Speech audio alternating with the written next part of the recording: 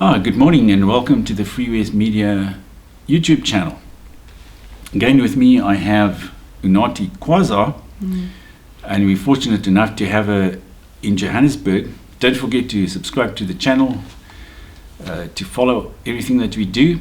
But we were having coffee just now and we had a few conversations there, and we thought we'd continue the conversation on the channel. And one of the things we touched upon was the notion of white privilege, and that's now become worldwide, especially in the US and everywhere in the English-speaking world or the Anglosphere. It's become such a hot topic, and lots of things are said about it, and white people are made to feel guilty about having white privilege. Now, what's your take on white privilege, Unathi? Just yesterday, I was I was invited to be a part in a panel in the SABC, one of their talk shows that plays every weekday. One of the questions they asked was, do I believe that there is white privilege? So I told them, no, I don't. Obviously, I'm always on the people going this way, Unathi is going that way. So for me, so you're a contrarian. Yes. So well, like me, I'm also a contrarian. So the idea for me is just ridiculous, and also the idea of white supremacy. I was telling Dan earlier that to believe that another human being of a lighter hue than your skin color, to believe that they are superior to you, you have to think very little of yourself. You have to believe that, exactly. Even if it's unconscious, a belief that you are inferior to white people or African or any other race that is not of your race. So it's just a ridiculous idea as far as I'm concerned. It is, and you even find it within cultures and so on. Like, I mean, for example, in Italy, the people in the north of Italy, they think they're better than the southern Italians, and so on. Yeah. You know, it's and maybe the Dutch think, I mean, in the Belgians, the French make jokes about them, and about the French-speaking ones, and the Dutch make jokes about the Dutch or the Flemish-speaking Belgians. So the Belgians get it from both sides. Yeah. But it doesn't really affect them. Yeah. And interestingly, what I find, forget white supremacy or white privilege, what I find interesting in our tribes, as black people in South Africa, for instance, you will find that someone who has a darker skin than someone with a darker skin, someone who's black with a darker skin like myself, is not seen as beautiful than someone who's much lighter in complexion, which is what is leading young women to go to bleach their skin to be lighter in complexion. So for me, that is more of a crisis than the problem of, let's say, white supremacy or white privilege. And even the hair issue is interesting because as not white people, the way we see our hair, we don't think it's beautiful. If I have natural hair, so I just lock it to keep it like this. And someone will, most women, black women, prefer to have weaves or wigs. These weaves come from Brazil or India because they don't think their hair is beautiful. Their natural hair, which is like curly, kinky, and they just don't think it's beautiful. So for me, like I said, dry and damaged. Yeah, careful there. You might be censored by Maleva and all those violent people. So for me, there's a more deeper issue within our culture as black people, within our different cultures, and than all these silly things that people like to talk about on social media, all these things that will trend. People don't want to talk about why don't we like our black hair. People don't want to talk why don't we like our darker skin as black women or black people. why would a woman prefer to go and do something as dangerous as bleaching one's skin just to appear lighter? Because some even believe that in the TV industry, for instance, you are more likely to get a job if you have a weave, a long weave, expensive weave, and if you have a lighter skin color. And for me that's the problem within our culture. Yes. Not it's how we feel about ourselves, not how white people make us feel. Because people think that something as silly as a shampoo, people feel now white people are and interestingly enough, Dan, I haven't seen any executive in this Click saga that is not black. Even this morning they were talking about Nonkululeko Komoto, who's a non-direct. That's why I call it like black on black racism. Exactly, because the people who have suffered so far have been black executives, because people don't, and interestingly, the woke people and the people who believe in social engineering, and people want us to think with groupthink, people want us to believe the same things, don't like it when, for instance, a black executive didn't see anything wrong with that Tresemme advert.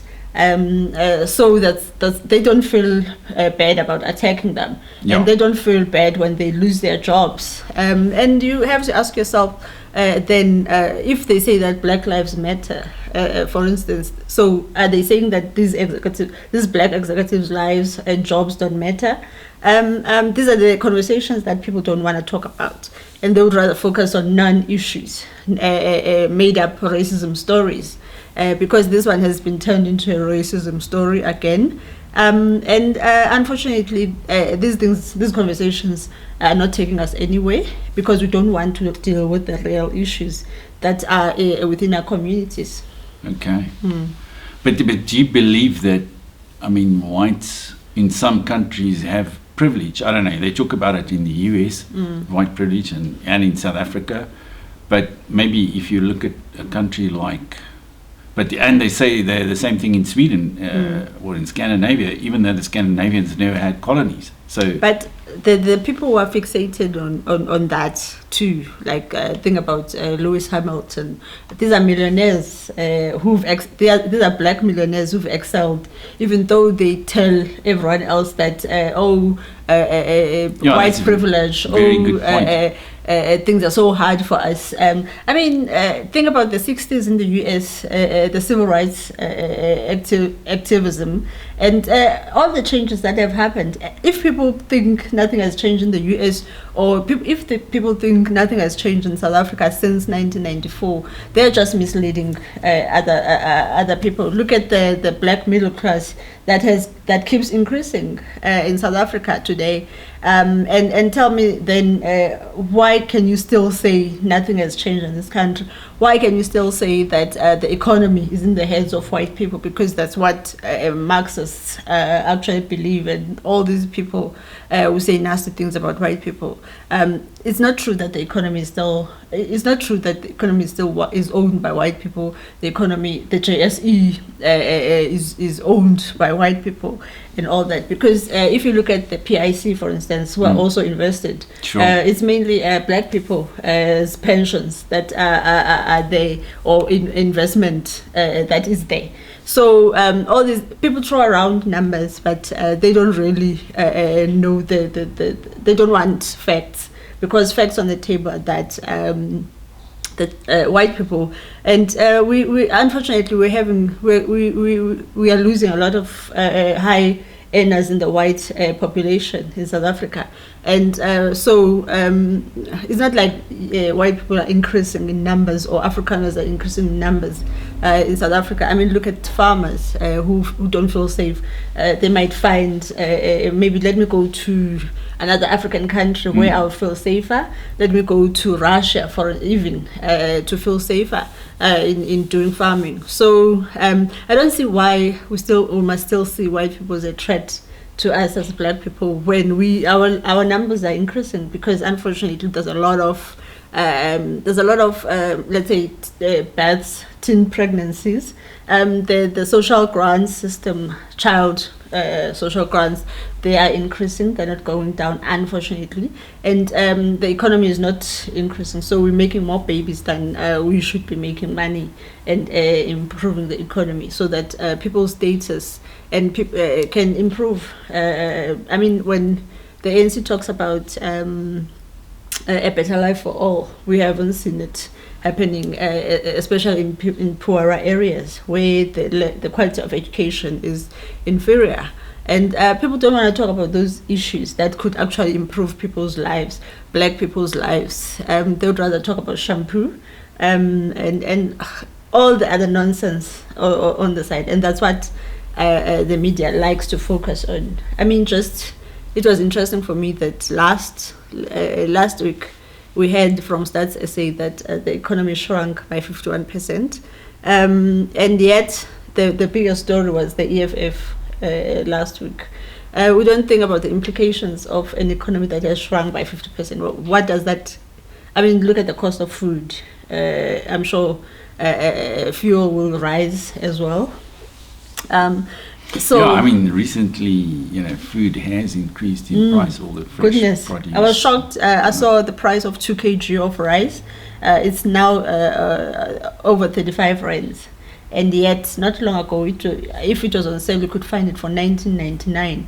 And a lot because the supply chain has been affected throughout this lockdown, which is ridiculous. That we're still talking 6 months later. We're still talking about the lockdown in South Africa, and I don't know how the president expects us to do anything about the economy if he is not willing to tell us we should end this lockdown. Yeah, you're probably right there. And all these extraneous factors have a far bigger influence on the economy and on the lives of black people than metaphysical white privilege. Absolutely. I mean, the things that we want to focus on are so. We shouldn't even be wasting all this energy on. We should be finding ways. How do we remove pit toilets in schools and create a better environment for these kids to grow and learn in? And I can't imagine being in a school where, I mean, I grew up under apartheid, and I can't imagine in a situation where I'm expected to be in a school with a pit toilet and some kids drowning and dying in that environment. I mean, not long ago, I got into trouble for saying that black people's lives were better under apartheid than now. And people don't like to look in the mirror and see the real picture of the situation. And so I don't like to. I'd rather not be popular than to be politically correct, because political correctness is one of the other crises that we have across the world. People don't want to speak the truth, and that's why then we'll always be talking about silly things like white privilege, white supremacy. I mean, now you can even be called right wing for actually standing up for individual liberty. Or freedom of speech. Freedom of speech is like a right-to-win issue. Or right to private property. Yeah. So it makes me, for instance, a right-wing, and I have been called that. But I mean, I don't care what people call me. I care about what I believe in, and I respect everyone, and I treat people with decency. That's what matters to me.